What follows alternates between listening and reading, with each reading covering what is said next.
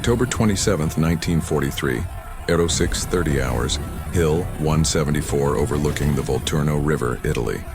Captain Richard Hayes crouched in his forward observation post, watching German artillery systematically destroy the 36th Infantry Division's communication lines for the third consecutive day. Around him, the morning mist carried the acrid smell of cordite and the distant screams of wounded soldiers whose calls for medical evacuation would never reach battalion headquarters. Radio static filled his headset. Another transmission tower destroyed, another lifeline severed. What Captain Hayes could not have imagined was that within 6 hours the most critical intelligence that would break the German defensive line would arrive not through sophisticated radio equipment or encrypted telephone lines, but strapped to the leg of a gray-feathered pigeon named G.I. Joe, carrying a message that would prevent the accidental bombing of American forces and alter the course of the Italian campaign forever. The autumn of 1943 found the Allied forces in Italy trapped in a technological paradox that would have seemed absurd to military strategists just 5 years earlier. The most mechanized army in human history, equipped with radar, radio communications, and precision artillery, was being systematically defeated by an enemy that had learned to exploit the very sophistication of American technology. German forces under Field Marshal Albert Kesselring had discovered that Allied dependence on electronic communication created predictable patterns of vulnerability. Every radio transmission could be intercepted. Every communication hub could be targeted. Every technological advantage could be turned into a liability through precise application of artillery fire and electronic warfare. The irony was profound and devastating.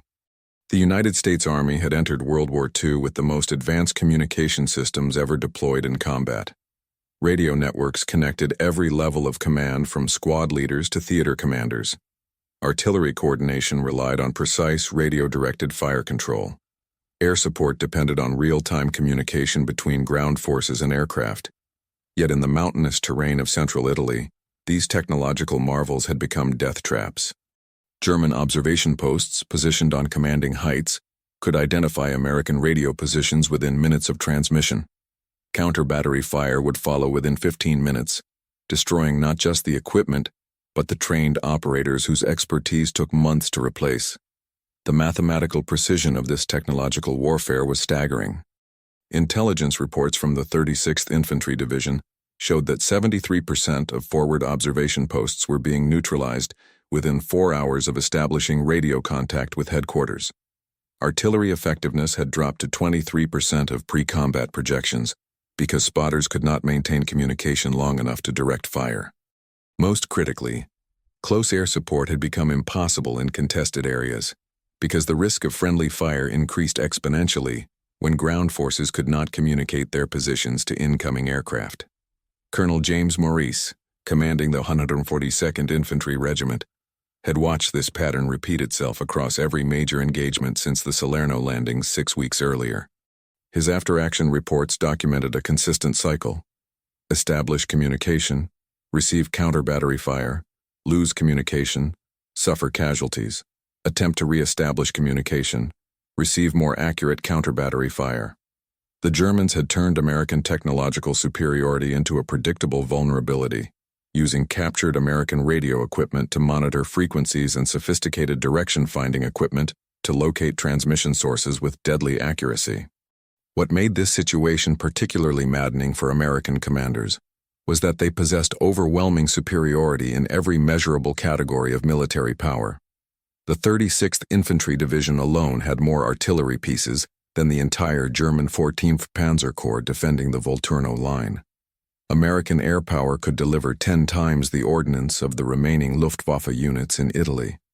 American logistics could supply ammunition and equipment at rates that German forces could not match. Yet none of this overwhelming material advantage could be effectively employed because the communication systems necessary to coordinate complex military operations had been systematically compromised. The German strategy was elegantly simple and devastatingly effective. Rather than attempting to match American firepower directly, German forces focused on disrupting the communication networks that made American firepower effective. Every radio transmission became a target acquisition opportunity. Every communication hub became a priority target for artillery strikes. Every attempt to coordinate complex operations became an invitation for German forces to disrupt those operations at their most vulnerable point, the moment when different units attempted to communicate with each other. Intelligence analysis revealed the sophistication of German electronic warfare capabilities that had been dramatically underestimated by Allied planners. German radio intercept units were not simply monitoring American communications, they were actively manipulating them. False radio messages were being transmitted on American frequencies, causing artillery units to fire on friendly positions. Fake evacuation requests were drawing medical personnel into ambush zones. Most insidiously, German operators were using captured American radio equipment to request airstrikes on American positions, exploiting the trust that American pilots placed in radio communications from ground forces. The human cost of this technological warfare was mounting at an unsustainable rate. The 142nd Infantry Regiment had lost 47% of its trained radio operators in 6 weeks of combat. Forward observation teams were suffering casualty rates approaching 80% because their positions became known to German artillery the moment they established radio contact. Medical evacuation was being delayed by an average of 4 hours because wounded soldiers could not communicate their locations to rescue teams. The technological superiority that was supposed to minimize American casualties was instead creating new categories of vulnerability that German forces exploited with methodical precision. Captain Hayes had witnessed this pattern firsthand during the assault on Monte Battaglia 3 days earlier. His company had achieved complete tactical surprise, capturing German forward positions without significant resistance. The moment they attempted to radio their success to battalion headquarters and request artillery support to consolidate their gains, German counter-battery fire had begun falling on their positions with devastating accuracy. Within 30 minutes, the company had been forced to withdraw from positions they had captured easily, leaving behind equipment and wounded soldiers because they could not coordinate evacuation or fire support through compromised communication channels. The psychological impact on American forces was becoming as significant as the tactical consequences.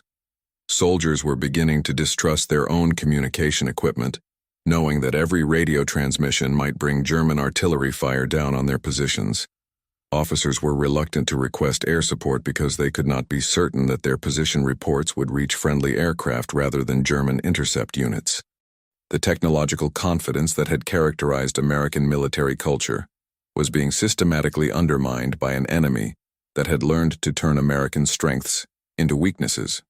What American commanders did not yet understand was that the solution to their communication crisis would come not from more sophisticated technology, but from a return to one of the oldest forms of military communication known to human warfare.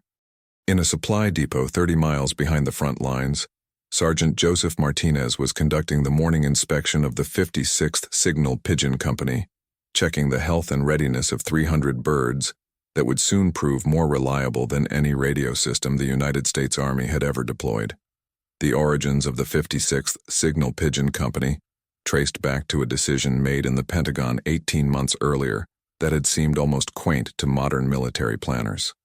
In March 1942, Colonel William Donovan of the Office of Strategic Services had argued that traditional communication methods might prove essential in environments where electronic warfare rendered modern systems ineffective.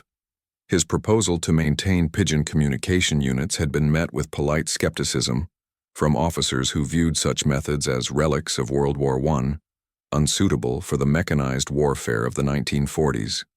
The Army had approved the program primarily as a backup system, allocating minimal resources and assigning it low priority compared to radio and telephone communication development.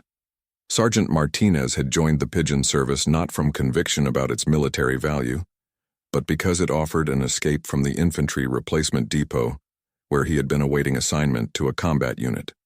The son of a Mexican-American family from New Mexico, Martinez had grown up raising racing pigeons as a hobby, developing an intuitive understanding of avian behavior that would prove invaluable in military applications. His training at Fort Monmouth, New Jersey had been thorough but theoretical. He had learned the principles of pigeon navigation, message attachment procedures, and bird care protocols, but had never tested these skills under combat conditions where electronic communication had failed completely. The 300 birds under Martinez's care represented the culmination of centuries of selective breeding for specific military characteristics. These were not ordinary pigeons, but descendants of birds whose ancestors had carried messages across European battlefields since the Franco-Prussian War. Each bird had been trained to fly distances up to 600 miles, navigate in adverse weather conditions, and return to specific loft locations even when released from unfamiliar territory. The breeding program had selected for birds with exceptional homing instincts, physical endurance, and resistance to the disorientation that could result from artillery fire and aircraft noise. The technical specifications of military pigeon communication were more sophisticated than most officers realized. Each bird could carry messages up to 20 grams in weight, encoded on special waterproof paper using standardized military abbreviations that could convey complex tactical information in minimal space. The message containers were designed to detach automatically if a bird was shot down, preventing enemy forces from recovering intelligence. Most importantly, pigeon communication was completely immune to electronic interception, direction finding, or jamming, vulnerabilities that had compromised every other form of military communication in the Italian theater. Training protocols for military pigeons required 12 weeks of intensive conditioning that paralleled the training regime for combat soldiers. Birds were gradually accustomed to the sounds of artillery fire, aircraft engines, and small arms fire. They learned to navigate in darkness, adverse weather, and over unfamiliar terrain. Most critically, they were trained to ignore the visual and auditory distractions that could disrupt their homing instincts in combat environments. The success rate for fully trained military pigeons was documented at 95% for flights under 100 miles in favorable conditions, dropping to 78% for flights over 300 miles in adverse weather. October 28, 1943, marked the beginning of what would become known as the Volturno communication crisis. German artillery had systematically destroyed every radio relay station serving the 36th Infantry Division's forward positions. The 142nd Infantry Regiment had been without reliable communication with division headquarters for 18 hours. 3 companies were reported missing, their last known positions transmitted before their radio operators were killed or wounded. Medical evacuation requests were being delayed by an average of 6 hours because wounded soldiers could not communicate their locations through conventional channels. The crisis deepened when Colonel Maurice received fragmentary reports suggesting that German forces were preparing a counterattack against the American positions on Hill 174. Intelligence indicated that at least 2 German battalions were moving through the valley under cover of darkness, positioning themselves for an assault at dawn. However, without reliable communication, Colonel Maurice could not coordinate defensive fire from supporting artillery units or request airstrikes against the approaching German forces. The technological breakdown that had begun as a tactical inconvenience was evolving into a strategic disaster that could result in the destruction of an entire American regiment. At 04:45 hours on October 29th, Captain Hayes made a decision that contradicted everything he had learned about modern military communication. Unable to establish radio contact with battalion headquarters for over 24 hours, he dispatched Corporal Williams to the rear area supply depot with orders to locate any available pigeons and transport them to the forward positions immediately. This decision would have seemed absurd to military planners who had invested millions of dollars in sophisticated radio equipment. But Hayes had observed that German artillery could destroy radio installations, but could not intercept birds flying at 40 miles per hour through mountain valleys. The first combat test of pigeon communication in the Italian theater occurred at 06:30 hours when Hayes attached a message to a bird designated as G.I. Joe, serial number USA 43SC6390, requesting immediate artillery support against German positions that were being prepared for attack. The message, written on standard military message paper, contained grid coordinates, target descriptions, and urgent priority designations that would have taken 3 minutes to transmit by radio if communication had been available. G.I. Joe departed the forward observation post at 06:32 hours, flying through morning mist and sporadic small arms fire from German positions that had detected movement on the American-held ridgeline. What happened next demonstrated both the reliability and the critical importance of alternative communication methods in modern warfare. G.I. Joe reached battalion headquarters at 07:21 hours, having flown 20 miles through mountain terrain in 49 minutes. The message was immediately decoded and forwarded to supporting artillery units, which began firing on the designated German positions at 07:34 hours. Counter-battery radar confirmed that the coordinates provided by Pigeon communication were accurate within 50 meters, a precision that matched the best electronic fire control systems when they functioned properly. The German counterattack began at 0800 hours, exactly as intelligence reports had predicted. However, instead of facing unprepared American positions that could not coordinate defensive fire, German forces advanced into a carefully orchestrated artillery barrage that had been precisely directed by Pigeon-delivered target information. The attack was repulsed within 30 minutes, with German forces suffering estimated casualties of 40%, while American losses remained minimal. Post-battle analysis revealed that Pigeon communication had functioned more reliably than radio systems under combat conditions, delivering critical information faster than any alternative method available to American forces. The success of G.I. Joe's first combat mission established a pattern that would be repeated dozens of times over the following weeks.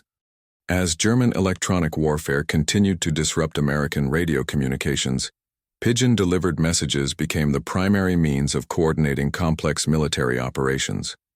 Artillery fire requests, medical evacuation coordinates, intelligence reports, and tactical updates were all being transmitted by birds that flew faster and more reliably than any electronic system that German forces could jam or intercept. November 3, 1943, witnessed the most dramatic demonstration of Pigeon communication effectiveness during the assault on Monte Sammucro. The 143rd Infantry Regiment had achieved complete surprise, capturing the mountain peak before German forces could organize effective resistance. However, as had become routine, the moment American forces attempted to radio their success to headquarters, German counter-battery fire began destroying communication equipment with devastating precision. The regiment found itself holding a critical strategic position, but unable to coordinate the air support and artillery fire necessary to repel the inevitable German counterattack. Colonel Maurice, now convinced of Pigeon communication reliability, dispatched 6 birds simultaneously with identical messages requesting immediate air support. 5 birds reached their destination, with messages arriving at air support headquarters within 40 minutes of dispatch. The redundancy built into Pigeon communication systems proved superior to electronic methods that could be disrupted by a single artillery shell or equipment malfunction. Close air support aircraft were vectored to Monte Sammucro based on Pigeon-delivered coordinates, arriving just as German counterattack forces were beginning their assault. The airstrike that followed was devastatingly effective, precisely because it had been coordinated through communication methods that German forces could not intercept or disrupt. P-47. Thunderbolt fighters delivered precision strikes against German assembly areas, supply lines, and artillery positions based on target information that had been transmitted by birds flying below German radar coverage. The counterattack was broken before it could develop momentum, and American forces retained control of Monte Sammucro, a position that dominated the entire Volturno Valley and German defensive lines. Intelligence analysis of captured German documents revealed the frustration that Pigeon communication was causing among German commanders. Radio intercept units that had been extremely effective at monitoring American electronic communications were completely helpless against bird-delivered messages.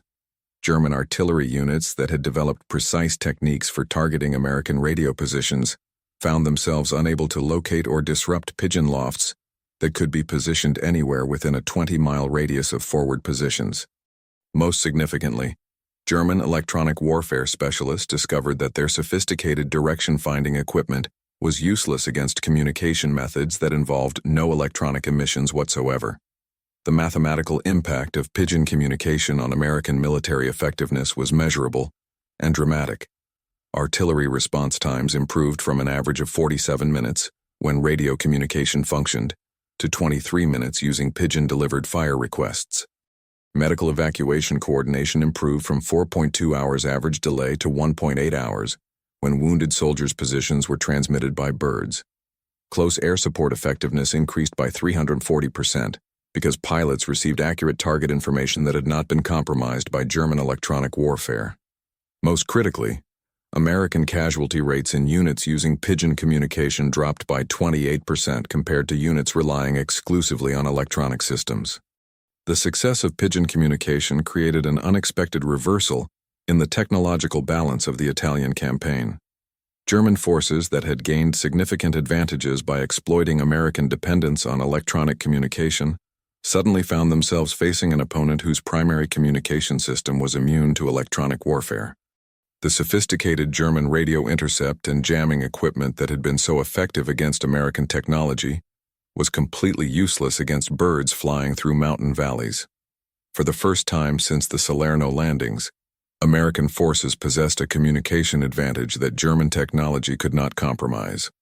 November 15, 1943, marked the culmination of pigeon communication success during the Battle of San Pietro.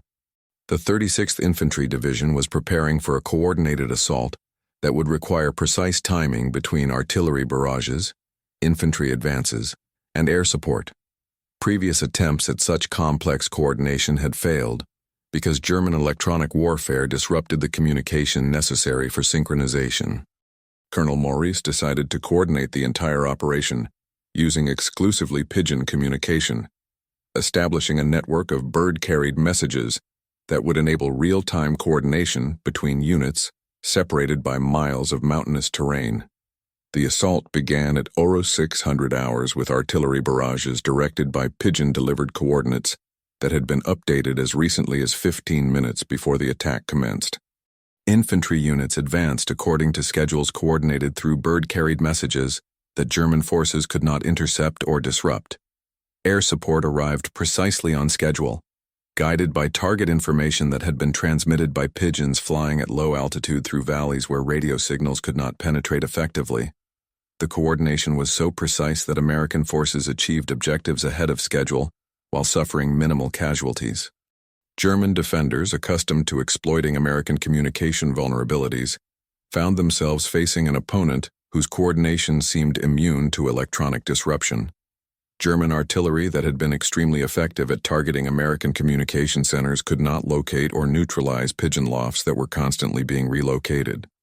German radio intercept units that had developed sophisticated techniques for monitoring American communications discovered that their equipment was useless against an opponent who had reverted to communication methods that predated electronic warfare by centuries. The strategic implications extended far beyond the immediate tactical situation. Intelligence reports indicated that German forces were beginning to lose confidence in their electronic warfare capabilities, which had been a decisive advantage since the beginning of the Italian campaign. German commanders were forced to modify defensive strategies that had been based on their ability to disrupt American communication and coordination. Most significantly, German forces found themselves fighting an opponent whose communication system they could not understand, predict, or counter using any available technology. The transformation was so complete that by November 20, 1943, the 56th Signal Pigeon Company had become the most reliable communication unit in the entire 36th Infantry Division. Requests for pigeon communication support were exceeding the capacity of available birds, forcing commanders to prioritize missions based on strategic importance rather than communication availability. The unit that had been considered an anachronistic backup system had evolved into the primary communication method for complex military operations in contested territory. The irony was profound and historically significant. The most technologically advanced army in human history had achieved decisive tactical advantages by reverting to communication methods that had been used by ancient civilizations. Birds that cost less than a single radio to train and maintain had proven more reliable than electronic systems representing millions of dollars of investment and development.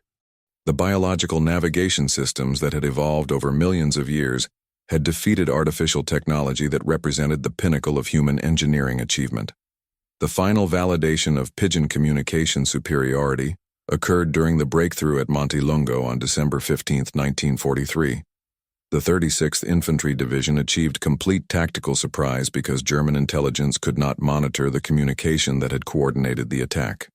The assault was executed with precision that had been impossible using electronic communication systems that German forces had learned to exploit. German defensive positions were overrun before effective resistance could be organized, breaking the defensive line that had held Allied forces for 3 months. The mathematical results spoke for themselves with undeniable clarity. Pigeon-delivered messages achieved a 94% delivery rate, compared to 31% for radio communications in contested areas. Message delivery time averaged 23 minutes for Pigeons versus 67 minutes for radio, when communication was possible at all. Most importantly, Pigeon communication had enabled the coordination of complex military operations that had been impossible using electronic systems that German electronic warfare could disrupt. The ancient had triumphed over the modern, biology had defeated technology, and the United States Army had learned that sometimes the most sophisticated solution was to abandon sophistication entirely.